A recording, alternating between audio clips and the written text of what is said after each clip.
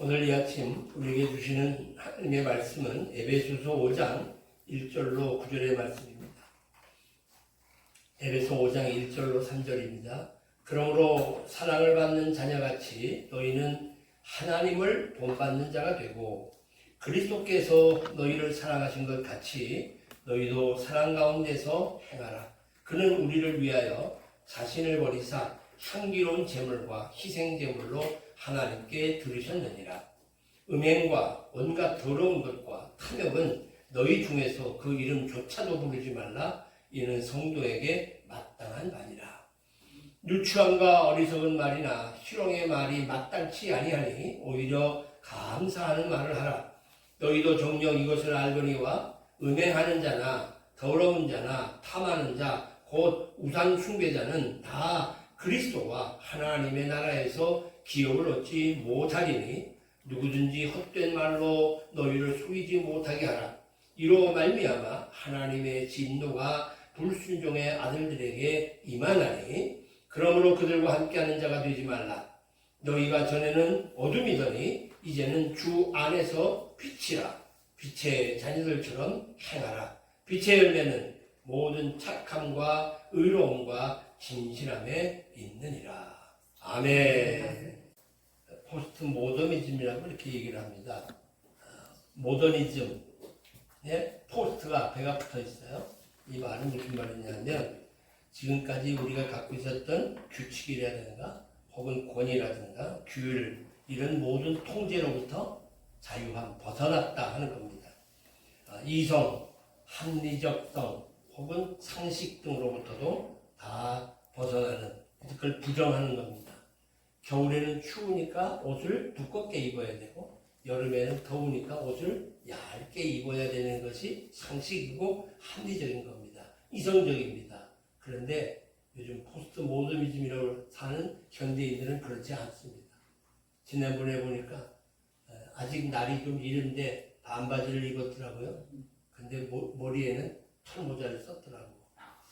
도대체 어떻게 된 건지 알 수가 없어요. 본래적으로 얘기하는 발을 따뜻하게 하고 머리는 차게 해야 되는데 머리는 털모자를 쓰고 밑에는 양말도 안 신고 스레퍼에 반바지를 입었더라고요. 뭐 자기 자유니까 지 마음대로 하는 거죠. 이제 자꾸 질서가 무너지는 겁니다. 우리나라도 지금 보니까 너무 질서가 무너지는 거 아닌가, 공정이 자꾸 무너져가는 것 같은 느낌도 들게 됩니다. 국민의 대표, 또 국민의 가장 존경을 받아야 될 국회의원들, 국민을 대표하는 사람에 불구하고 많은 전과가 있다든가 또 현재 재판을 받고 있는데도 근데도 국회의원이 되는 이런 것들을 보게 되면 이게 어디를 인정해야 될지 참 안타깝게 이럴 때가 없습니다. 점점 개인주의화 돼가는 거, 물론 개인화되는 거는 개인의 자유를 누리는 거니까 우리 민주주의 사회 속에서는 그게 크게 문제가 되는 건 아닙니다만은 그것이 자꾸 이기주의적으로 간단 말이에요. 이기주의적으로 가게 되면 질서가 무너지는 거죠. 오늘날 교회도 뭐 그런 일들이 많이 있습니다. 자기 신앙 만족만 채우고 교제도 안 하고 봉사도 안 하고 전도도 안 하고 나 하나 가서 주일날 편하게 말씀 듣고 기분 좋다 하는 마음으로 오는 거 이게 이제 자유로움인데 개인적인 거를 인정해 주는 것이 이제 자유인데 이 자유도 소위 말하고 있냐면 어떤 울타리 안에서의 자유가 되어야 된다고 하는 얘기입니다. 다시 말하면 법과 질서의 테두리 안에서 또 의무와 책임이 수반된 자유가 진정한 자유이지 그렇지 않으면 방종이 되고 마는 겁니다. 예를 들게요. 하나의 예를 들어서 뭐 흡연하는 거 자유예요. 그러나 흡연하는 사람이 흡연하지 않는 사람의 피해를 주는 일은 하지 말아야 된다는 겁니다. 근데 그거를 난 흡연하는 자유가 있으니까 내 맘대로 할 수 있어. 이건 아니라는 거죠. 그러다 보니까 자유를 이렇게 얘기합니다. 물고기가 물을 떠나서는 자유할 수 없다. 그렇죠? 물이라고 하는 큰 테두리 안에서나 물고기가 되는 거지 물고기가 다 자유야 그러고 육지로 나오는 순간 땅에서 퍼덕거리다가 죽고 마는 거죠. 그래서 또 다른 말로는 기차가 철로를 달릴 때 자유롭다. 나 굴러가는 바퀴가 있으니까 나 마음대로 굴러가는데 까짓 뭐 길바닥에 나가면 되지. 안 된다는 거죠. 철로 위에 올라갔을 때에 비로소 자유함을 누릴 수가 있다고 하는 얘기입니다. 아마 이제 우리의 시대가 점점 더 자기 자신 울타리가 더 많아질 겁니다. 개인 자유를 더 많이 얘기할 겁니다. 이제 그러다 보게 되면 이기적인 것으로까지 갈 것 같은데 이런 면에 있어서 우리 그리스도인들이 어떻게 살아야 될 것인가? 답이 나왔어요. 오늘 설교 제목에서 뭐예요? 빛의 자녀들처럼 행하라 하는 겁니다. 이런 시대 속에 우리 예수 믿는 사람들은 빛의 자녀처럼 행해야 된다는 얘기입니다. 다시 말하면 이름에 걸맞게 그리스도인이라고 하는 이름에 걸맞는 그런 그리스도인다운 삶을 살아야 된다 하는 얘기입니다. 이현주 목사님인데 이현주 목사님의 시인인데 이분이 한 종의 이름 없는 들꽃으로 하고 하는 시집을 냅니다. 이제 이 책의 시인의 작가인 이현주 목사 이렇게 얘기합니다. 나는 유명한 소설가라든가 시인이 못 돼가지고 그게 한탄스러운 게 아니다.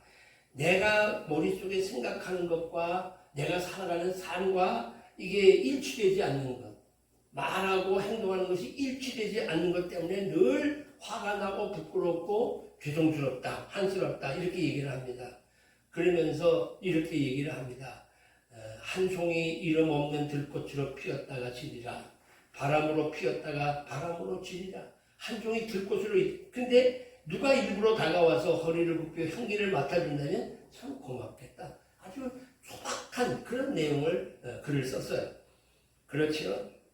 우리가 이런 얘기는 다시 말하면 이름값하고 살고 싶다. 들꽃이라고 하는 들꽃의 이름값을 하고 사는 것처럼 한 송이 이름 없는 들꽃처럼 혹은 우리가 그리스도인이라면 그리스도인으로서의 다운 삶을 살아서 그 이름값 하겠다 이런 얘기입니다.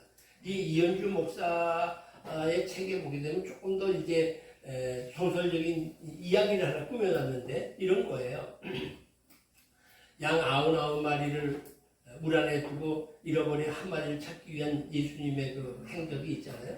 그 얘기를 하면서 그렇게 얘기한 현대적으로 그 얘기를 바꾸면서 묻습니다. 야, 이게 99마리가 양의 우리가 있는데 한 마리를 찾기 위해서 그렇게 애를 썼다. 이렇게 얘기하니까 소위 말하고 있는 이제 현대적인 용어로 얘기하겠죠.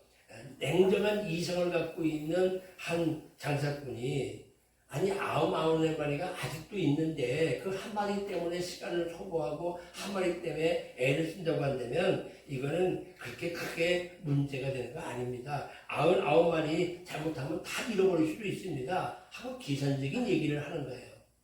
그런데 이 아주 냉정한 장사꾼이 아들이 셋이 있는데 그 아들 셋 가운데 하나를 잃어버려요. 근데 이러면 어떡하겠니? 하고 또 물어봐요, 예수님이.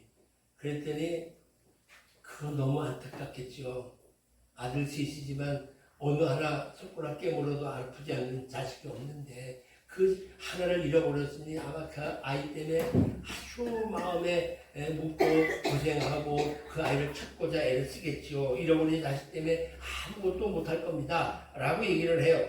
그러나 아직까지 내게는 두 아들이 있으니 잃어버린 아들에게 너무 연연하고 살게 되면 오늘을 살 수 없지 않습니까? 냉혹한 현실로 돌아가야 합니다. 무정한 압이라고 할지라도 비판을 받는다 할지라도 나는 두 아이가 있기 때문에 그 잃어버린 하나 아이에 연연하지 않겠습니다. 이렇게까지 얘기를 해.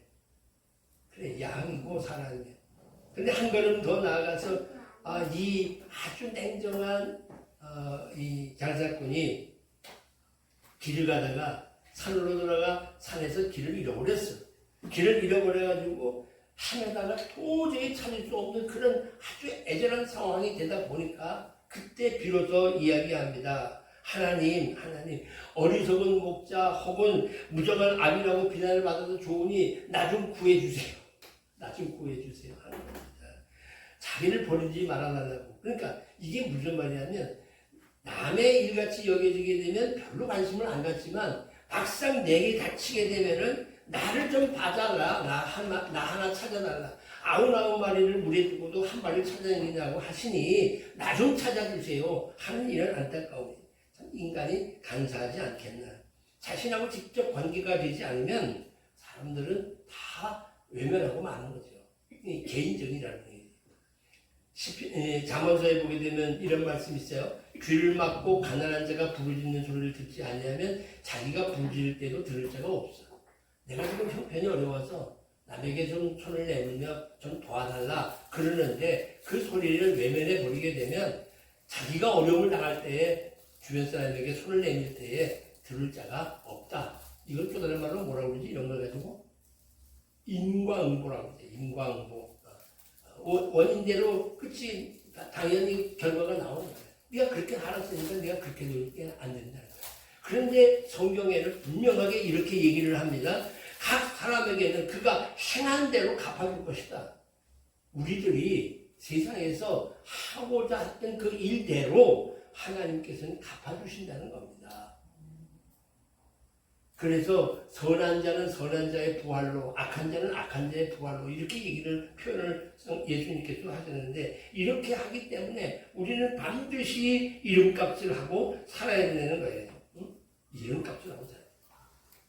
오늘 본문 8절부터 12절까지의 내용인데요. 이는 그가 모든 지혜와 총명을 우리에게 넘치게 하사 그 뜻의 비밀을 우리에게 알리신 것이요 그의 기뻐하심을 따라 그리스도 안에서 때가 찬 경륜을 위하여 예정한 것이니 하늘에 있는 것이나 땅에 있는 것이 다 그리스도 안에서 통일되게 하려 하심이라. 모든 일을 그의 뜻대로 결정대로 일하시는 이의 계획을 따라 우리가 예정을 입어 그 안에서 기업이 되었으니 이는 우리가 그리스도 안에서 전부터 바라던 그의 영광의 찬송이 되게 하려 하심이라 라고 얘기를 합니다. 여기서 보게 되면 이는 그가 모든 지혜와 총명을 우리에게 넘치게 하사 그 뜻의 비밀을 우리에게 알리셨다라고 얘기를 하여. 본래 우리들이 이 말씀 속에서 보게 되면 전에는 너희가 어둠 속에 있었다는 거예요. 어둠 속에 있지만 이제는 주 안에 빛이 된다. 그러니 너희들 빛의 자녀답게 행하라. 우리가 아까 읽은 본문의 말씀인데요. 그러니까 빛의 자녀답게 행하라고 하는 것이 곧 이름값하고 사는 일이 된다라고 하는 얘기예요. 빛의 자녀들처럼 행하는 거. 잊지 마세요. 이름값을 하고 산다는 것은 빛의 자녀들답게 사는 것이고 빛의 자녀들처럼 살아가는 것이 곧 그리스도의 이름값하고 사는 것이에요. 사람마다 자기 자신의 그 가치가 있단 말이에요. 자기 직분, 자기 그 직책의 신분에 맞는 삶을 살아야 돼요. 목사는 목사답게 살아야 되고 장로는 장로답게 살아야 되고 집사, 권사는 그렇게 답게 살아야 되고 성도는 성도답게 살아야 돼요. 교수는 교수답게 살아야 돼요. 선생님답게 살아야 되는 거예요. 의사는 의사답게 살아야 되는 거죠. 판검사는 판검사답게 살아야 되는 거예요. 판검사가 자기 생각대로 그냥 닿지 않게 행동을 한다면 그러면 우리는 그 사람을 판검사라고 얘기하지 않는단 말입니다. 이제 우리들이 살아가는데 이제 여기서 말하고 있는 도덕성을 얘기하는데 잘 한번 생각해 보세요. 이런 겁니다. 쉽게 얘기하면 실험적으로 한번 사람 실험을 했는데 길거리에다가 이렇게 그릇을 놓고 사탕을 이만큼 놓고는 아이들이 지나가면서 그 사탕을 가져가기만 해요. 근데 아무도 없으니까 사탕을 갖고 가고 싶어. 이렇게 두리번 거려. 아무도 없다고 생각하니까 쓱 손을 집어넣어서 사탕을 주머니에 넣고 간단 말이에요. 그런데 그 앞에다가 거울을 하나 갖다 놨어. 거울을 하나 이렇게 갖다 놓으니까 지나가던 아이가 아무도 안 보니까 집어가려고 이렇게 집다가 보니까 거울 속에 자기가 보이는 거예요. 그럼 어떻게? 못 가져간단 말이에요. 손을 이렇게 놓고. 이게 이제 누군가가 한 실험인데 이런 걸 가지고서 우리가 뭐라고 얘기하냐면 도덕적 실험을 했다고 하는 건데 이 도덕적 실험이라고 하는 것은 자발적 의지가 아니라 타의에 의한 도덕적 삶을 산다는 거지. 우리 각자는 내 마음대로 하고 싶다가도 남의 눈길 때문에 못하는 게 많단 말이에요.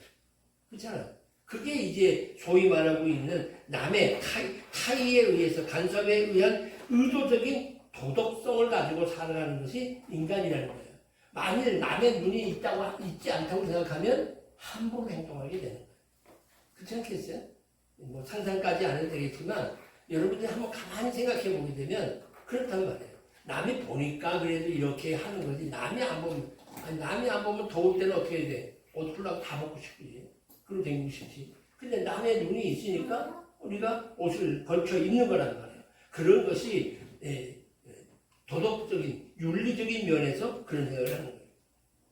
그러니까 대부분의 도덕이나 대부분의 윤리, 이 모든 것들은 다 의도적인 거야. 의도적인 거. 그런데 빛의 자녀로서의 행하는 삶, 그 그리스도인으로서의 이름값하고 사는 삶이라고 하는 것은 전적으로 위로부터 주신 은혜 속에 행해지는 일이지, 이게 남의 눈이 본다고 해서 하는 의도적인 도덕성을 갖고 있는 게 그리스도의 윤리를 갖는 것이 아니라고 하는 얘기입니다. 자, 어떻게 이름값을 하고 살 수 있는가? 여기 9절에 보게 되면 빛의 열매는 모든 착함과 의로움과 진실함에 있어요. 착함, 의로움, 진실함, 이 세 가지입니다. 이게 빛의 열매야. 열매라는 건 뭐예요? 가지에 저절로 맺혀지는 게 열매야. 열매가 혼자 앉아가지고 가지에 매달려갖고 나 열매 맺어야지 하고 막 몸부림치면서 열매 맺는 게 아니라, 열매는 가지에 가만히 붙어 있으면 저절로 열매는 맺히게 돼 있단 말이에요. 그렇죠? 나무에서 영양이 올라오고 수분이 올라오고 햇빛을 받아가지고 그리고 열매가 맺히고 열매가 커지는 거야. 열매는 저절로 맺히는 걸 가지고 열매라고 그러는 거야. 내가 애쓰고 수고하는 것은 수고의 결과고.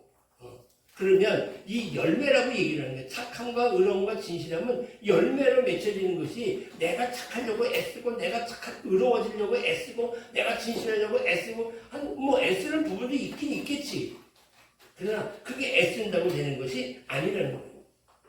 열매는 그리스도의 삶인데, 여기서 착함이라고 하는 건 뭐냐? 아거도슈네라고 하는 말인데, 헬라말로 선행, 넓은 아량, 포용력, 이해, 사랑, 이런 게 다 착함 안에 다 들어가는 거예요. 그러니까 적어도 우리 예수 믿는 사람들은 이런 착함의 열매가 맺혀져야 돼. 선행하고 넓은 포용력을 가지고 남을 이해하고 그리고 사랑하고 덮어가는 이런 것이 우리 안에 반드시 있어야 되는 거예요. 두 번째, 의로움이야. 이건 디카이오시네라고 하는 말인데, 하나님과 사람 앞에 대한 의무야. 의로움이라고 하는 것은 의무란 말이에요. 모든 이들을 잘 품을 수 있는 그런 포용력이 있는 그런 부드러움, 온유함도 필요하지만 의로움이 필요하다. 밝게, 옳게 하는, 바르게 하는, 옳게 하는, 하나님과 인류에 대한 자신의 의무를 다하는, 빛으로서 자신의 행해야 될 의무를 수행하는 이런 일을 반드시 그리스도인은 해야 된다. 이게 그리스도인다운 삶이고 이게 빛의 삶이라는 거예요. 그 다음 또 하나, 진실함이죠. 알레데이아라고 하는 말은 실제 행하는 도덕적인 그 진실함이야. 진실함. 그리스도인이 나타낼 진실함이라고 하는 것은 거짓 없는 삶이라는 거죠. 우리나라 사람들이 이제 그 해학이라고 하죠. 해학, 농담 뭐 이런 걸 많이 해요. 해학, 농담 하는데 사실상 그렇게 하다 보니까 진실함을 잊어버리는 수가 있어. 그래서 진실함이라고 하는 것은 그저 우리가 가능하면 거짓 없는 삶을 살자는 거예요. 이게 가능하다고 표현을 내가 했지만 자꾸 거짓으로 이렇게 덮어가는 경우가 참 많다고. 그걸 뭐라고 그래? 우리는 하얀 거짓말 한다고 그러거든. 거짓말이 까만 게 있고 하얀 게 있고 그런가 본데, 사실 하얀 거짓말도 안 하는 게 맞아. 진실함으로 살아가는 게 맞아. 자, 진실하고 사실하고는 또 달라. 사실은 팩트야. 있었던 일을 그대로 얘기하는 게 사실이야. 그러나 진실이라고 하는 것은 바른 것을 위하기 위해서 말하는 것을 가리켜 진실이라고 그래. 그러니까 진실에는 사실은 아까 말한 하얀 거짓말이 붙을 수 있어 없어? 있을 수 있어. 이 진실함과 우리가 내가 자신대로 얘기한다 하는 거하고 내가 진실하게 얘기한다는 건 차이가 있다는 걸 우리는 좀 알아야 돼. 자, 그러면 어떻게 이런 값을 하고 사느냐, 이 세 가지 착함, 의로운, 진실함 인데 앞에 화면에 보이는 대로 이것을 한번 정리를 해서 이렇게 얘기할 수 있어요. 넓은 아량과 폭넓은 이해심, 또 모든 사람을 품을 수 있는 포용력, 그리고 아낌없이 주는 이 모든 사랑, 그와 동시에 자기가 행해야 될 온전한 의무를 다 수행하고 더 나아가서 예수 그리스도 같은 삶으로 거짓없는 참된 행위를 하는 삶, 이것이 곧 그리스도인의 삶이다. 자, 이렇게 비춰놓고 나 자신을 이렇게 보면 참 부끄러운 게 많구나. 아이고, 내가 제대로 성도로서 이름값을 못하는구나. 내가 목사로서 이름값을 못하는구나. 내가 장로로 권사로 집사로 내가 이름값을 참 못하고 사는 거 아닌가 하는 자아 성찰이 일어나야 되는 거예요.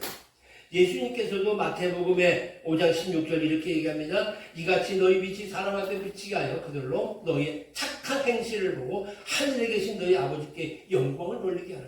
하늘의 영광을 돌리기 위해서는 우리 예수 믿는 사람은 일단 착한 행실이 필요하다는 거예요. 착해야 돼. 조폭들이 재패 들어갔다가 나와가지고 여기다가 문신을 탁 하고 착하게 살자 이렇게 써갖고 다닌다고 해서 착해지는 게 아니라, 예전에는, 요즘은 좀 그런 게 없는데 예전에는 버스 안에 그런 사람들이 많이 올라와서 볼펜 들고 올라오고 뭐 들고 올라와가지고 파는 거야.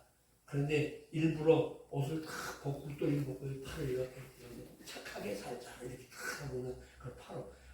아주 착하게 살야 되는데 저 사줘야지, 안 사줬다면 저 사람 또 매맞겠구나 두려움이 있어서 억지로 사주고 그랬어요. 요즘은 뭐 그짓도 못하지만 어떻든 그러니 착하게 산다고 해서 우리가 이 세상의 삶이 정말 아름다워지느냐, 아까 같은 그런 착함도 아니에요.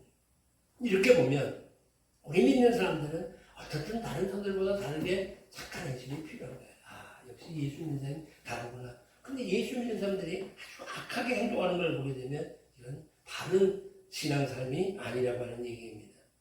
갈라디아서 5장 22절과 23절에 보게 되면 성령의 열매 가운데 사랑과 희락과 화평과 오래 참음과 자비와 양성과 충성과 온유와 절제니, 이거조차도 제가 말씀드렸잖아요. 열매예요. 열매로 맺혀지게 되는 거예요. 근데 문제는 빛의 사람들은 이런 열매를 맺고 사는데 세상의 어둠에 속한 사람들은 이렇게 살지를 못한다는 말이에요. 아까 말씀드린 대로. 왜? 어둠이라고 하는 것은 분별하지는 못하기 때문에 그래요. 어둠에 사는 사람들은 어둠이 어두워버리니까 분별이 안 돼. 이게 먹을 수 있는 건지 쓰레기인지 구별도 안 돼. 어두우니까. 그러다 보니까 이것이 옳게 하는 건지 내가 바르게 하는 건지 구별을 못하는 거예요. 어둠 속에 있으니까. 그러나 빛이 있게 되면 그 모든 것을 다 알게 되니까, 아, 이거는 더러운 게 아니고 깨끗한 거로구나 발견할 수 있어. 그런데 어두우면 더러운 게 더러운 줄 모른단 말이야. 추한 게 추한 건지 모른단 말이야. 많은 간증하는 분들 가운데서 보게 되면 예전에 술 먹고 뭐 못된 짓 하고 뭐 여자들하고 어울리고 이런 것들이 그 당시에는 최고로 좋은 건 줄 알고 무용담처럼 했다는 거야. 그런데 지금 예수를 믿고 나니까 그게 얼마나 더러운 행위였는지를 이제야 깨달았다는 거야. 어둠 속에 있었으니 그게 행위가 다 좋아 보였을지 모르지. 분별을 못하니까, 깜깜하니까. 그런데 빛으로 보니까 이건 다 잘못된 거고 더러운 거고 이건 추운 거야. 그래서 돌아오는 거죠. 그러니까 우리가 그런 어둠 속에 있는 사람들에게 빛으로 다가가서 그 어두움이 물러가도록 만들어줘야 되는 거예요. 그래서 그 죄를 깨닫게 해줘야 되는 거야. 이렇게 하고 그들을 구원해내야 되는 것이 우리 빛의 사람으로 해야 될 마땅한 일이라는 얘기예요. 그래서 다니엘서 12장 3절에 뭐라고 얘기해요? 궁창의 빛과 같이 빛날 것이고 많은 사람을 옳은 대로 돌아오게 한 자는 별과 같이 영원토록 빛난다.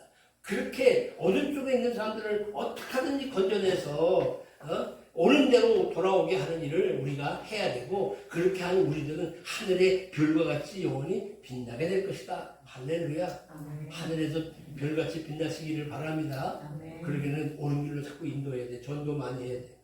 아멘. 옛날에 그 부흥사들 부흥사들이 맨날 그런 얘기 많이 해요. 전도하게 되면, 전도한 사람 하게 되면 여기 별 하나 붙는데, 별이 여기 이마방에 하나씩 붙는데, 하늘을 나가게 되면 그 전도한 사람 숫자만큼 이렇게 이마방에 붙는다고.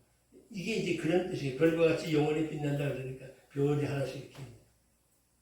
뭐 그렇게 그 당시 어리석은 마음이지만 그 얘기 듣고 맞다 그러고 열심히 가서 전도해서 한 사람이라도 이끌어오는 거, 그것도 뭐 나쁜 일은 아니라고 봐죠. 거짓말은 아니라고 봐죠. 별과 같이 영원해지는 거니까. 그게 머리박에 병이 있는 건지 아니면 걸어다닐 때 위로 별이 쫙 달려다니고 다니는지는 모르겠지만 어떻든 이는 별과 같이 영원토록 빛나는 삶이 되어진다는 겁니다. 이 땅에서도 마찬가지지만 영원한 하나님의 나라에서도 말입니다. 그래서 그러면 어떻게 하면 자녀처럼 행할 수 있겠을까? 어떻게 하면? 여기 보세요. 요한복음 14장 16절과 17절에 보게 되면 예수님께서 제자들과 더불어 있으시다가 떠나시면서 성령님을 내가 너희에게 보내겠다. 그렇게 얘기하고 그가 진리의 영인데 그가 이제 와서 너희와 함께 거할 것이고 너희 속에 계실 것이다. 17절에 보게 되면 그렇게 얘기를 해요. 그러니까 예수님을 마음에 모시고 산다고 하는 마음은 이 예수님이 내 안에 거하신다는 거예요. 너희 속에 계시겠다고 하는 거예요. 그래서 내가 사는 것이 아니라 내 안에 그리스도께서 사시는 거고 내가 주와 함께하는 삶을 산다고 하는 얘기입니다.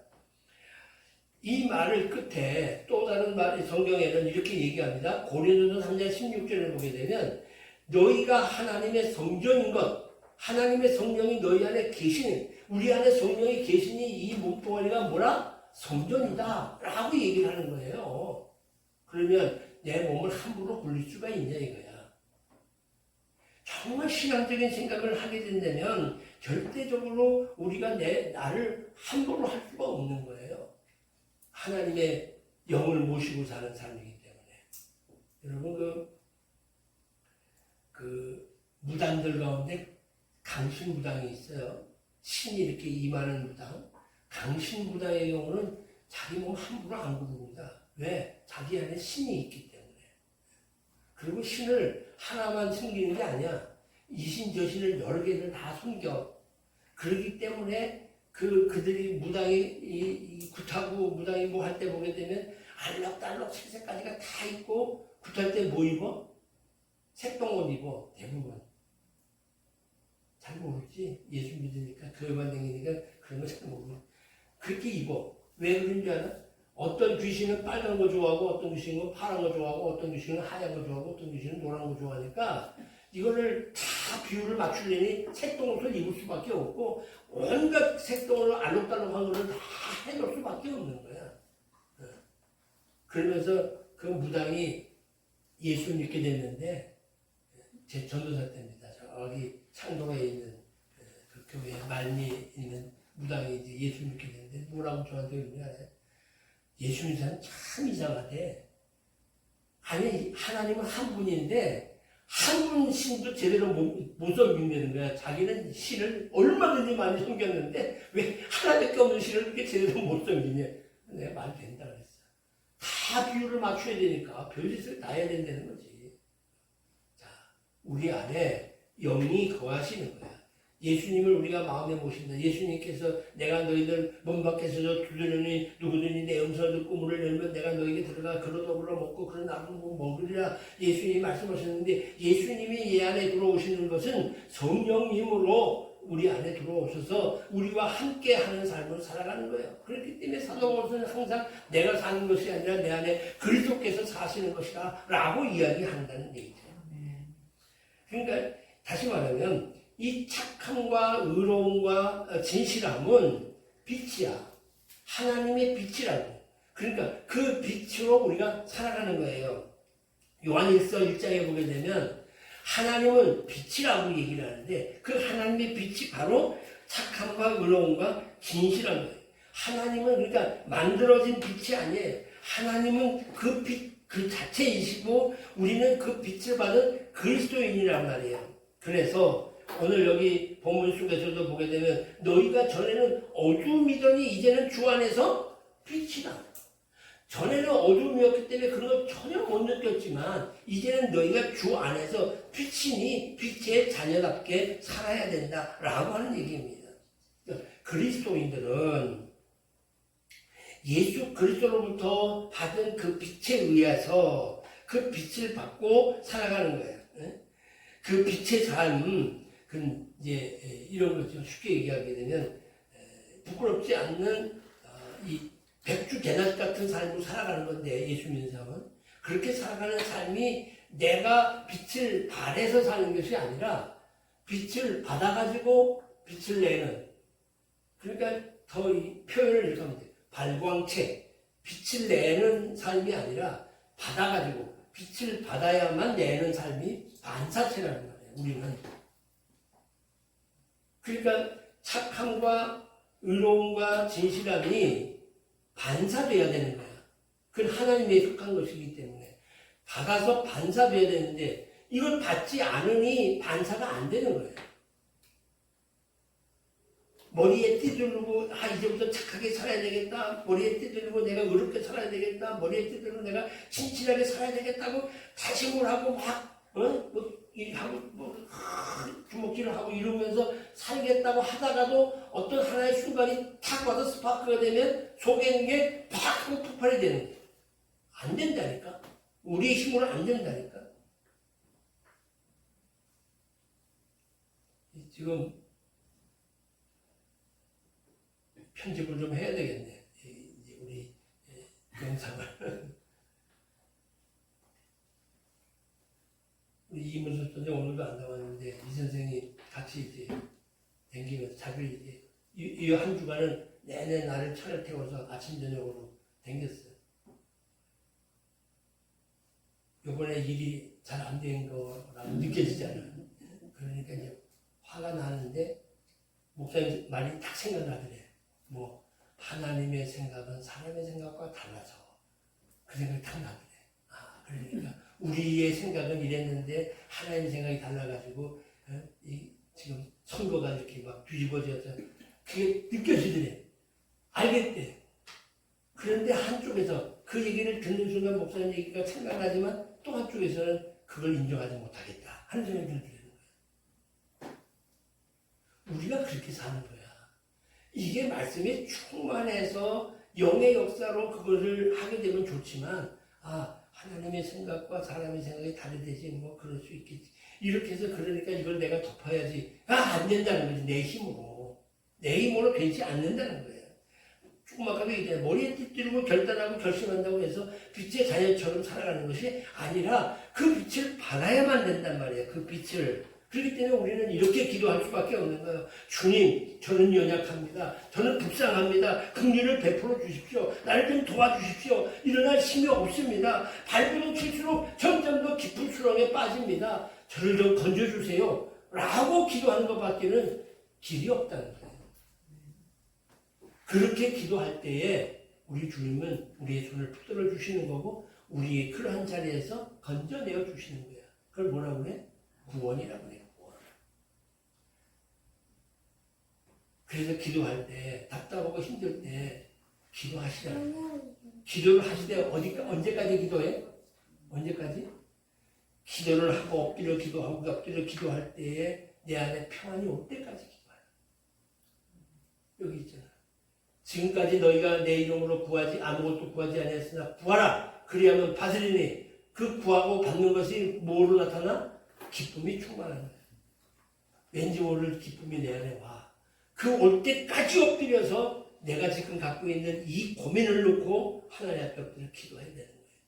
이걸 못하니까, 이런 은혜가 없으니까, 이런 영의 역사를 체험하지 못하니까 신앙생활 하다가도 그만두고 신앙 믿는 거 기도하고 안 믿는 거 기도하고 그리스도인다운 삶을 살지 못하고 그리스도의 이름값대로 살지 못하고 빛의 자녀로서 행하지 못하는 삶이 되어진다고 하는 얘기예요. 자, 여러분 성경을 한번 찾아보세요. 다시 한번 에베소 5장 1절로부터 한번 찾아보세요. 다 찾으세요. 에베소 5장 1절부터. 네. 자, 1절부터 보게 되면 다시 몸을 걸어갑니다. 내가 일부러 여기 쓰지 않았어요. 직접 성경에서 읽으시라고. 1절은 어떻게 하라고?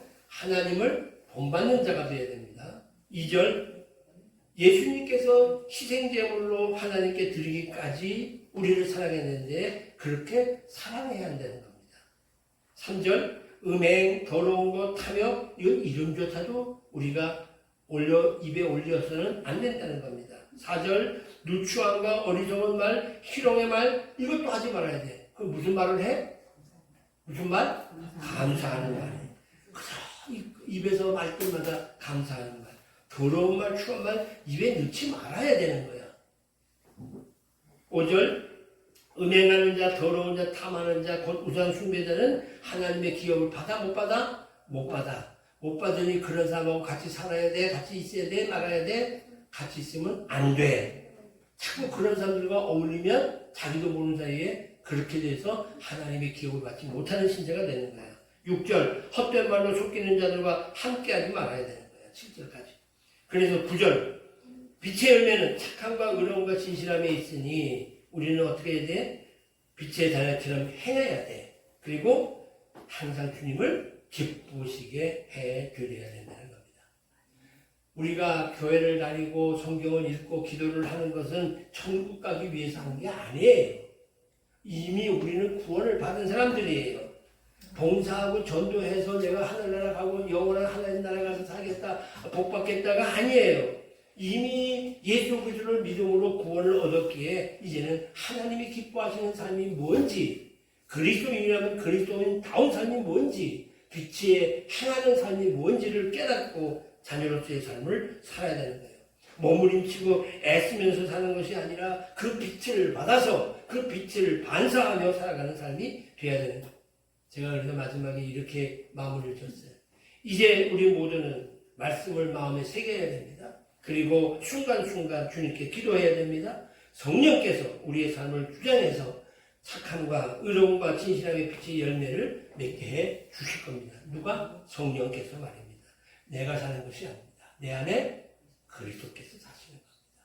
기도하겠습니다. 하나님,